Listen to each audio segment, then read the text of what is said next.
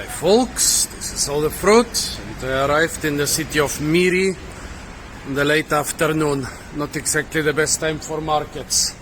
Also, I arrived in the city of Miri on Monday, which is the worst time for markets because the big market for the local Iban and Orang Ulu and other Dayak tribes is on Sunday, and it's really one of the best markets I've ever seen anywhere.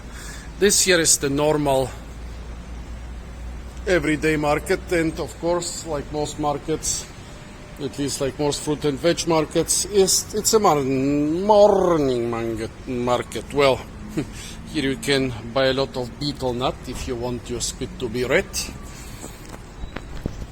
Well, Miri was my first encounter with Borneo, and it was so crazy because I moved in a hotel right in front of the local Sunday market on Sunday. And well, I had been touring Asia for months, for years, and had never encountered more than one and usually non-interesting fruit on each market. On that market I found like a dozen of new and interesting fruits. And since then, foraging for me in Miri has been largely restricted to the markets. I once tried to look up the famous Miri city fan, but apart from that, I think I really concentrated on the markets. Miri has a lot of really great markets: Chinese markets, Malayu markets, Iban markets. However, Sunday morning is the best time, while Monday afternoon isn't. I will revisit this market tomorrow morning, of course. I can smell durian,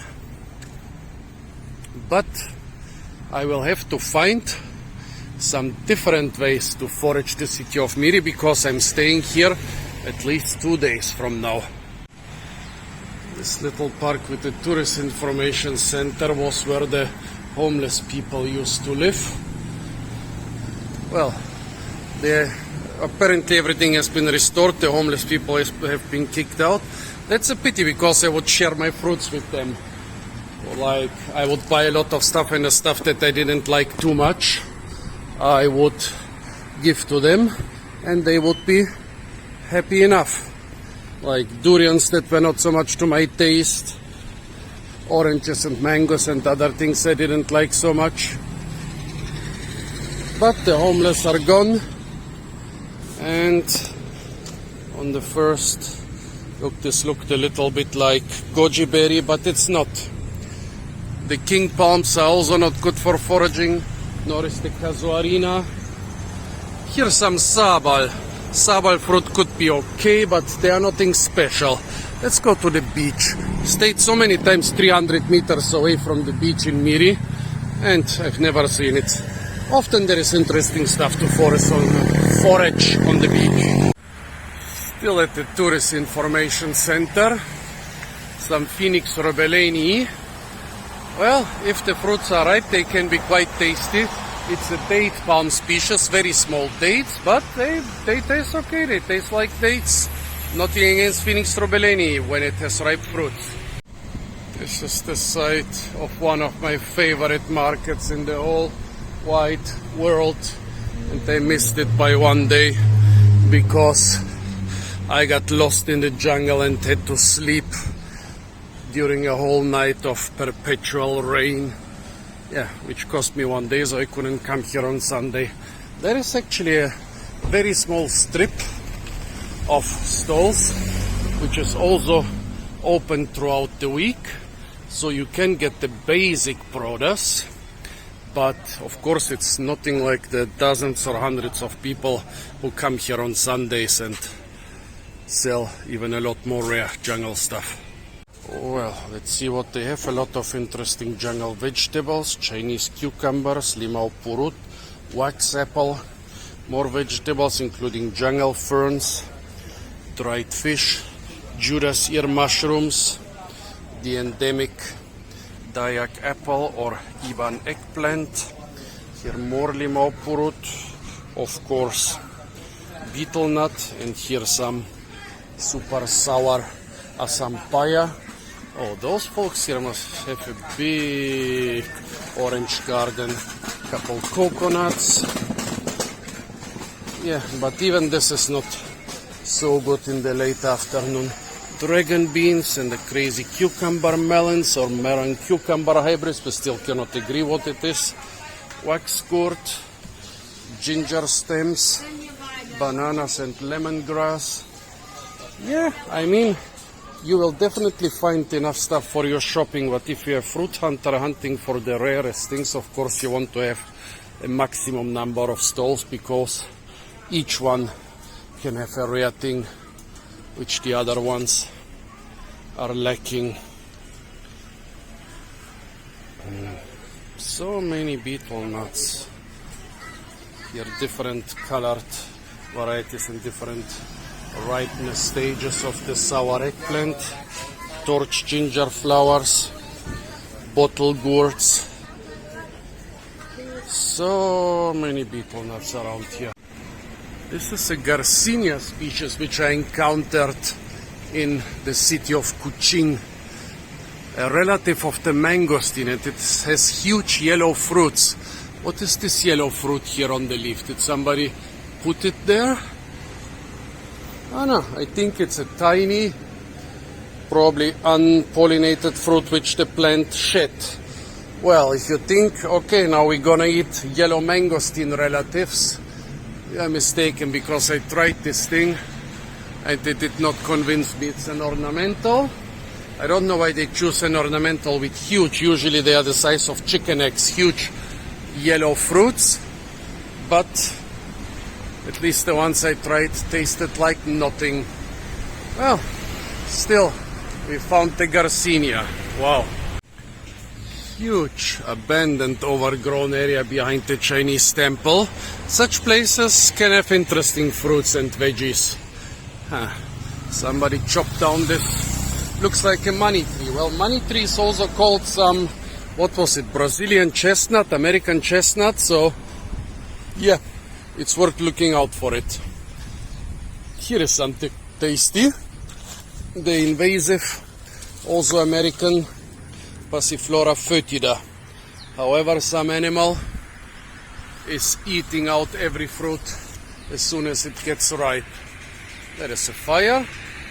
Yeah, sometimes they're still getting rid of trash in that way. Let's see what we've got here.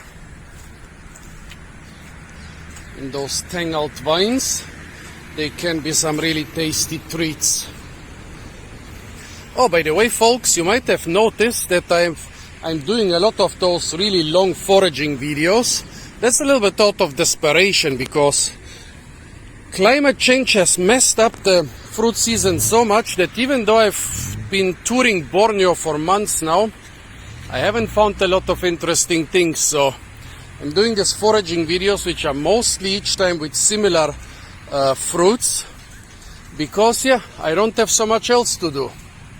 Well, here I found something which I haven't seen too much lately, bitter gourd. One of the tiny wild varieties of it. I think it's Momordica charantia. See the orange fruit over there? It's a bitter gourd. Here you have the tendrils of the plant, which are also used as a vegetable around here. The stuff with the watermelon-like leaves. But nearby, I don't see any fruits.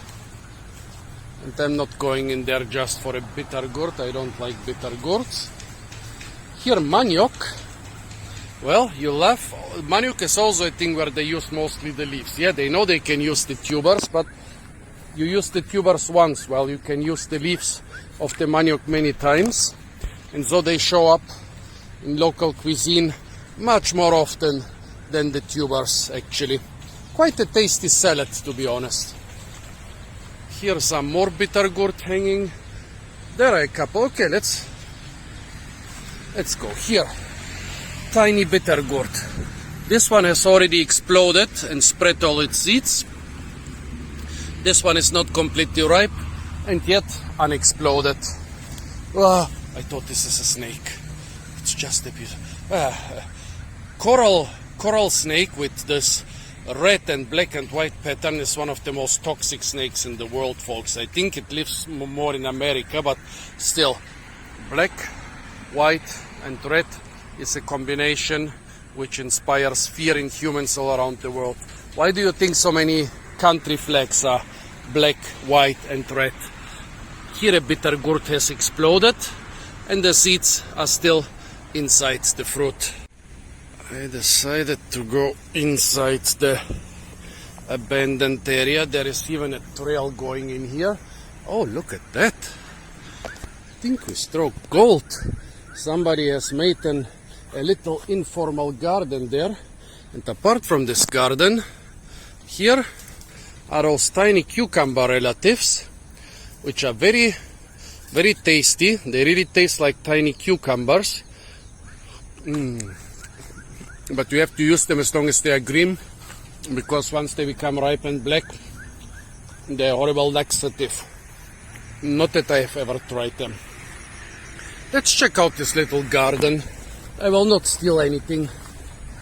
That's the thing people all around the world do. They just take over a little spot and make it their own garden. Here is a lake, so I guess they are probably also fishing. They have bananas, manioc, a young mango tree, some cucurbitaceae, probably some gourd growing there, another mango tree, a papaya. What is this? Looks planted. Of course, a couple betel nuts. Why are you folks so obsessed with those betel nuts? Some torch ginger. I wonder if they brought this one here. Yeah, it's the only one I can see around here. So a tiny little garden, really cute. I totally approve of that. It's guerrilla gardening and I have done it myself several times. Seems to be a series of little lakes or ponds in this abandoned area. Okay, I will not go any further. I don't want to go through the water. You can hear the little frogs. Kangaroo grape, but I don't see any grapes on it right now. Maybe it's not in season. Over there is tufa. Tufa is also called the nature supermarket, because if you find this reed, it grows in a wide variety of climates, from equatorial rainforests here up to ice-cold regions in Alaska and Siberia. So if you find this plant basically, and if you know how to use it, you are safe.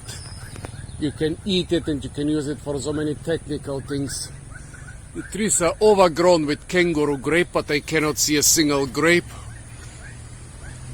This here should be a breadfruit tree, but I cannot see a single breadfruit. And the mosquitoes have discovered me, so I'm leaving this overgrown area. Oh wait, by the way, do you see how so many ferns are missing their tips? Actually, this fern is quite a popular vegetable. If those old ones, you just pick a very short piece. If they are younger, like this, you can pick a slightly longer piece. They are very common and invasive, no problem. I'm not destroying valuable biodiversity here. If they are very young, you pick an even longer piece and you boil them, and they are a popular vegetable. And since they grow everywhere where the jungle has been locked, it's a vegetable which might not be the most nutritious one, but at least it's probably the most available one throughout the island. This vine almost looks like soy. Even the fruit looks like soybeans. I wonder if it's some wild relative. Well, it is some wild relative. It's in the Fabaceae. But if it's some close wild relative of the common soybean. The flowers are purple. You can comment whether you can ID this or not.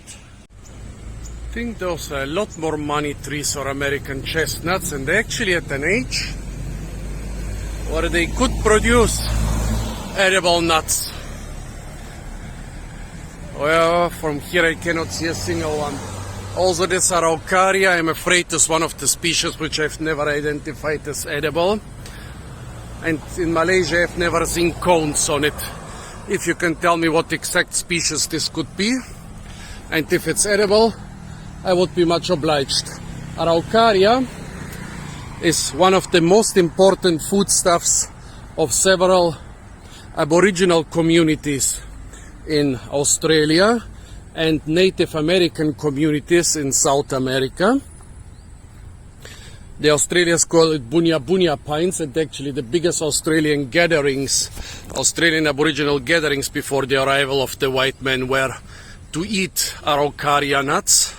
And the Araucana Indians, tens of thousands of people in Chile and Argentina, they named themselves after this tree because it was the most important foodstuff. But as I said, this is another species. Right behind the Araucarias, I think the stuff is called pokeweed or milkweed. Beautiful huge flowers, beautiful leaves, lots of agate snails hanging on it. Those, if you see those snails, usually it's an area that either the Japanese or the French have colonized, because French and Japanese are both big snail lovers, and this is like the biggest land snail that's easy to cultivate. They're more interested in the plants they are eating. So this milkweed, some species have edible fruits, others have toxic fruits.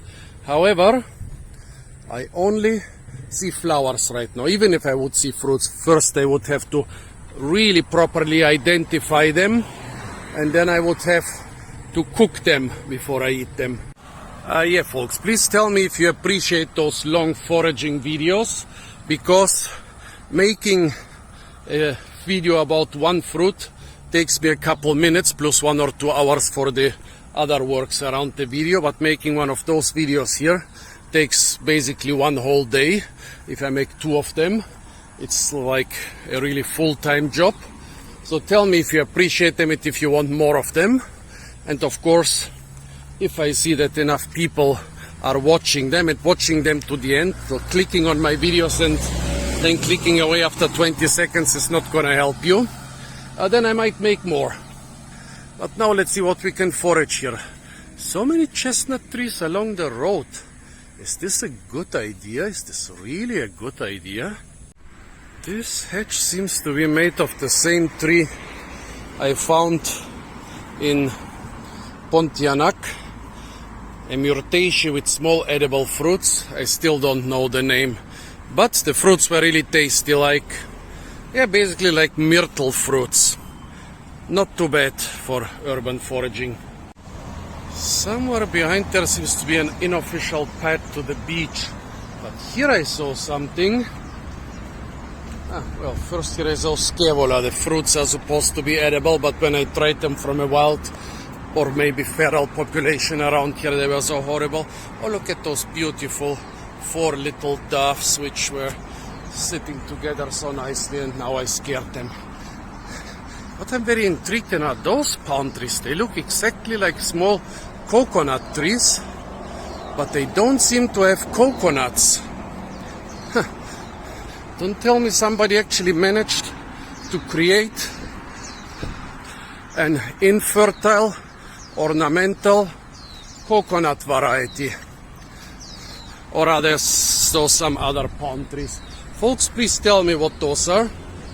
I'm really interested. Let me show them to you from the other side. What do you think those are, folks? Those palms. Please identify them for me. Catappa tree, the so-called tropical almond, is growing in a protective belt. I guess they planted casuarina and acacia, and the catappa tree came by itself. But why don't they plant catappa? It's native to the area. Well, but it's not in season. Here a very young almond, usually they are 2 to 3 times the size, and yeah, not as good as the almonds from temperate and subtropical areas, not closely related to them either, but hey, it's an almond-like nut you find on tropical beaches. It's okay with salt and stuff like that. And everywhere those snails again. I bet I'll see them tomorrow on some market. Oops, here we have a different cucurbitaceae, one with white flowers. But where are the fruits?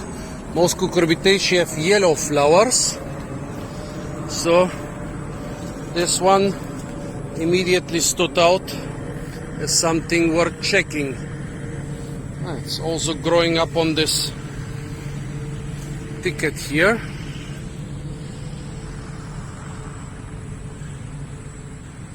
Cannot see a single fruit. Do you know what this could be, folks? A white flower cucurbitaceae which grows wild or feral in Borneo. That's what the leaves and the tendrils and the already closing fruits look like, closing flowers look like. Cannot find any fruits at the moment.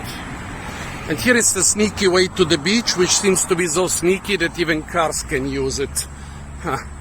Strange. It's supposed to be one of the more representative area of the city, but we still have some little sneaky trails. Here finally, kangaroo grape in its full glory. The ripe ones, well, you can eat them, but they are full with oxalate. So the Malayu people, they, probably a lot of other local people here, they take the green ones and use them as a sour ingredient for sambal, but you have to cook them before you use them. Also this fabaceae here, they call it pataya, like the huge pataya beans they cook, because they cook those like pataya beans and they smell like pataya beans, but they have to be more fresh than that. Here a couple young coconut trees. Over there an edible Thespesia populnea. Miri actually seems to have a proper sandy beach. I didn't expect it. I expected some muddy monstrosity. Of course the water is yellow instead of blue, but we are in Southeast Asia, that's normal. Only very remote and exposed areas have blue water. However, Miri is supposed to be the wealthiest city of Malaysia. Why don't they pay somebody a couple ringgit a day to collect the trash from this otherwise quite beautiful beach? I don't understand. Well, Thespesia populnea, a tree in the Malvaceae, and one of the most important trees of Polynesia. Well, the Polynesians in the Stone Age, probably sometimes tens of thousands of years ago, they conquered giant areas, thousands of islands, which were sometimes hundreds, in some cases even thousands of kilometers away. Some people say without Thespesia populnea they would have never done it. The softwood was necessary for this outliers of the canoes. Like, you know, you have a boat and then next to it you have a big tree trunk bound to the boat with two sticks connected with ropes, and this big tree trunk allows those dugout canoes actually to travel on the sea for days and weeks. It's this wood, and the ropes are made from the bark, and you can eat the leaves and flowers and fruits. Right now I could eat the young leaves but no flowers or fruits. But the tree incredibly important for the people on those islands, especially on the smaller islands in the Pacific Ocean. Without it, most of those islands probably wouldn't have been colonized before the arrival of the white man. A bunch of the little tasty cucumbers. Yeah, give me the good stuff. Give me a lot of it. When you get a little handful, they are not so puny anymore. Still eat them one by one. I like the taste. And it's still quite a lot of work to collect them.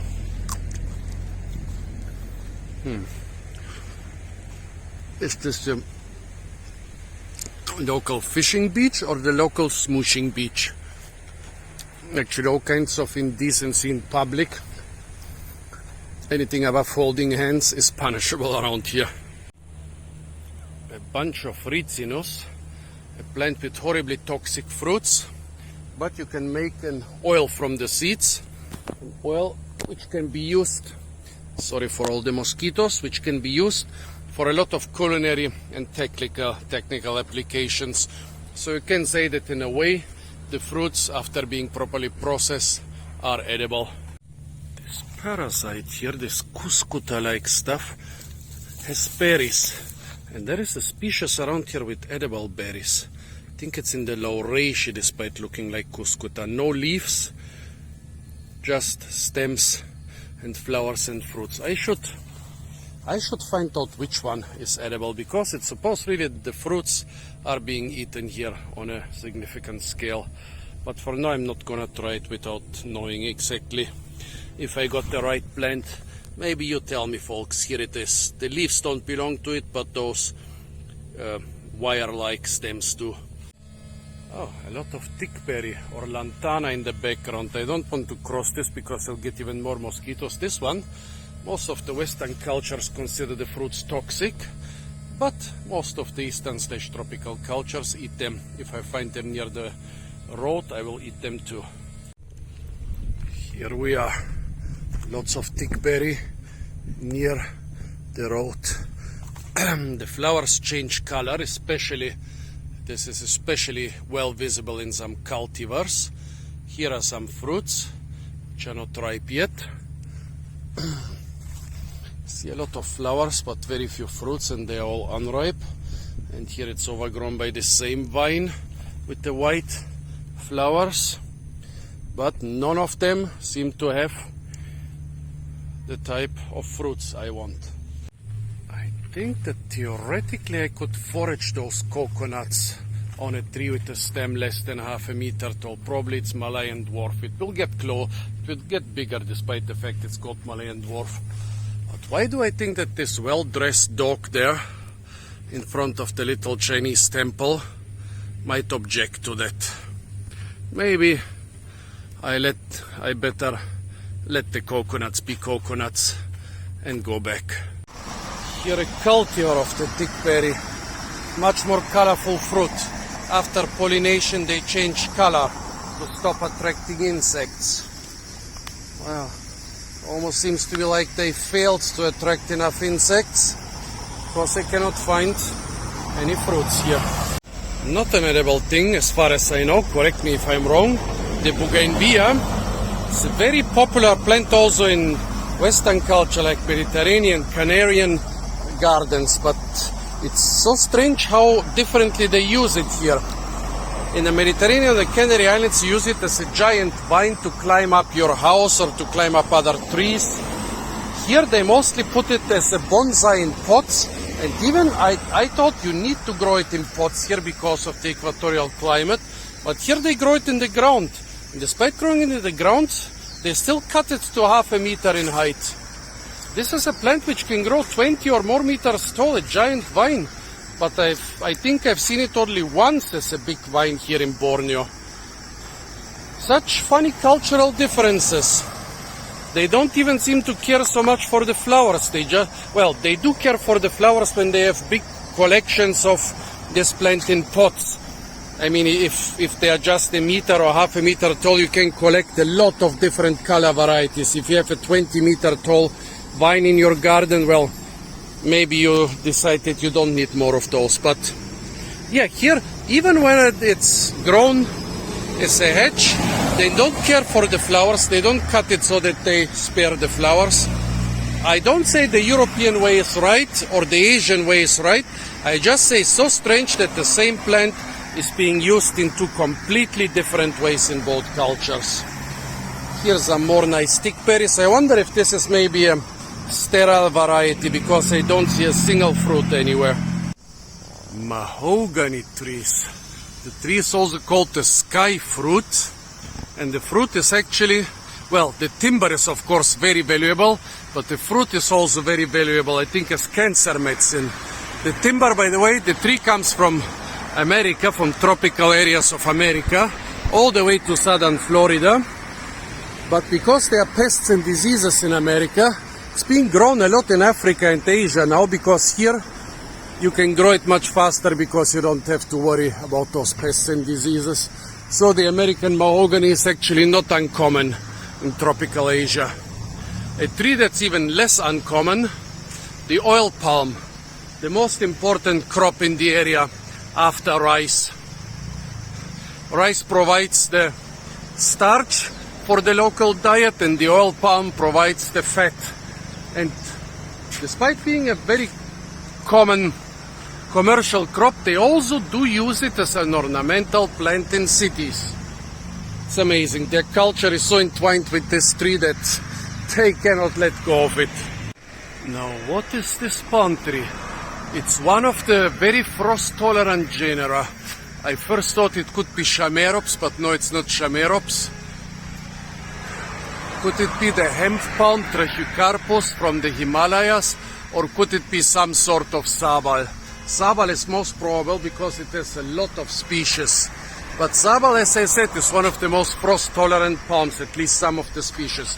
You can grow it in mild parts of Germany without too much trouble. And here we have it in an equatorial climate, where the temperature basically never falls beneath 25 degrees. For me, it's always extremely amazing when I find plants you can grow in cold areas, also growing here along the equator. It's nothing unusual to grow equatorial plants in subtropical climates, or also temperate plants in subtropical climates. But the genus that can reach from areas with pretty harsh frosts to areas where, yeah, it's warm, not mild, but warm all year round, it's quite amazing. Please tell me if you know what exactly species this is. Oh, so it wasn't the money tree. It was Sterculia all along. Well, that's not a problem. Sterculia, named after the Roman god of the toilets, because it's supposed to be stinky, can also give you a lot of nuts. You see this big cluster of fruits? Those have ripened. Well, sorry, it's getting dark.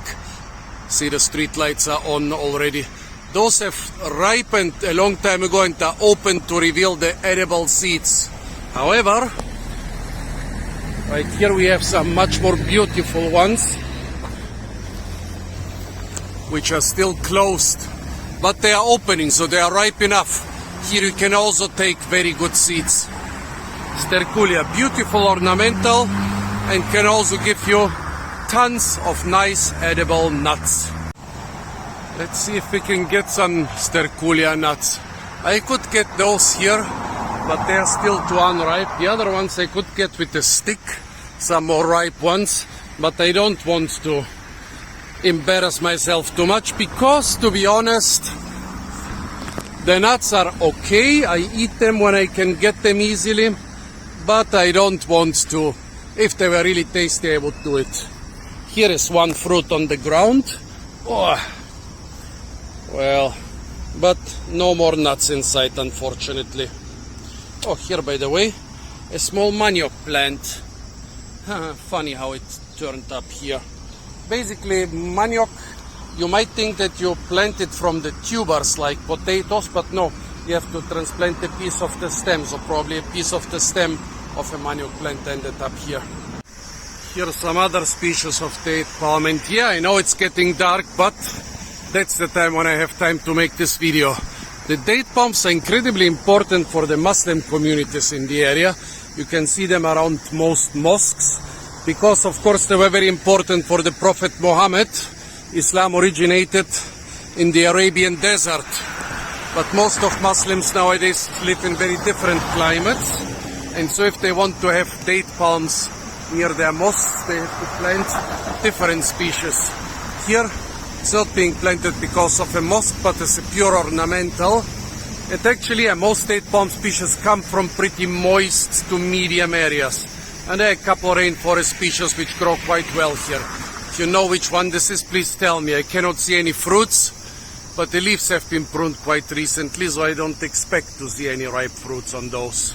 Still, I'm always happy when I see some date palms around here, because they are so much more common in areas where I normally go, like the Mediterranean, the Canary Islands, or even Arabia.